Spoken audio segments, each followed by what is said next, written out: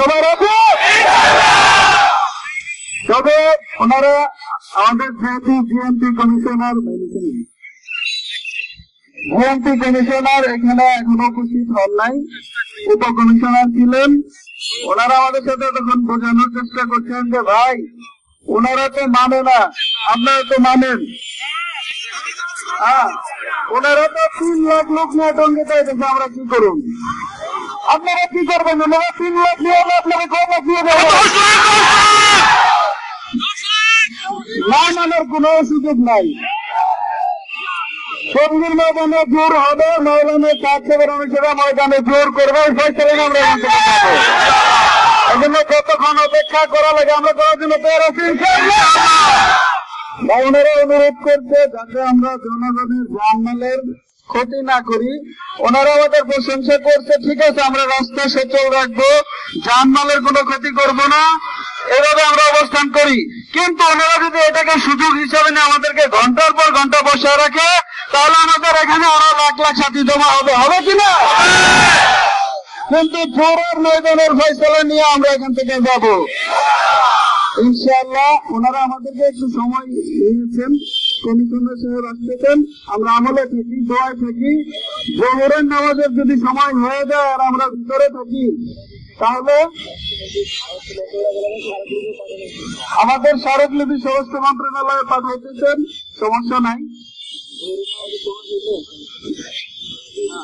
এখানে কথা চলতে থাকবে, আমল চলতে থাকবে। জোহরের নামাজের সময় হইলে আমরা নামাজ পড়ে করবো।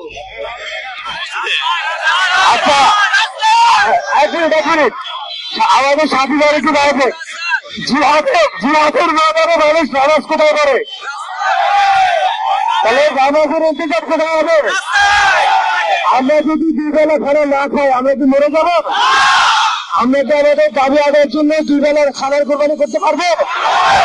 আমরা আমাদের সারাদিন আজকে আমাদের কোরবানি তার জন্য। যদি এটাই হয় তাহলে যতক্ষণ পর্যন্ত আমরা একটা সিদ্ধান্ত না পাচ্ছি, ইনশাআল্লাহ আমরা এই অবস্থান ছাড়বো না এবং এই জায়গায় শান্তিপূর্ণ ভাবে আমরা অবস্থান নিব এবং নামাজের যে ব্যবস্থা হলো আমাদের একটা 5 জনের জামাত দেওয়া থাকবে।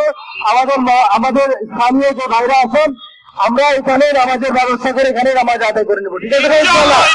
আমাদের কমিশনার সাহেব আমাদেরকে আশ্বস্ত করেছেন যে উনি আমাদের সাথে বসবেন, উনার সাথে বসে আমরা একটা সমাধান নিয়েই ফিরবো ইনশাআল্লাহ।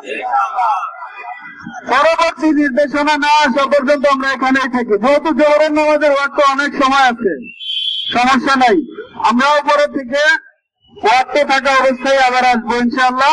না আসা পর্যন্ত এখানে আমল চলতে থাকবে। আপনারা দোয়া এবং জিকিরের মাধ্যমে আল্লাহর কাছে কবুল করা নিতে থাকেন ইনশাআল্লাহ। ভাই আমরা একটা আমলের ভালো ভিতর থাকলে ভালো হয়। এজন্য সাথীদের যারা স্থানীয় সাথী যারা আছেন আশেপাশ থেকে আপনারা তালিমের কিতাবের ব্যবস্থা করেন। দোয়া জিকির মসজিদে হইতেছে, এখানে তালিমের হালকা কায়েম করেন। মাঝে মাঝে ইমানি আলোচনাও হইল, আবার তালিমও হইল। আমাদের দাওয়াত তালিম এবাদত খেদমত 4টা আমল চিন্তা করেন ইনশাআল্লাহ। মাইকে বয়ান চলতে থাকবে, একের পর এক বয়ান চলবে। ভাইরা আমরা সবাই অবগত আছি যে আমাদের এই কর্মসূচির প্রেক্ষিতে ওনারাও কিন্তু কর্মসূচি দিয়েছে, ঠিক আছে? আমরা সবাই কোন ধরনের উস্কানির ফাঁদে ধরবো না, ঠিক আছে? আমরা সবাই সচেতন থাকবো। আমরা আমাদের চারপাশে আমাদের চোখ কান আমরা খোলা রাখবো।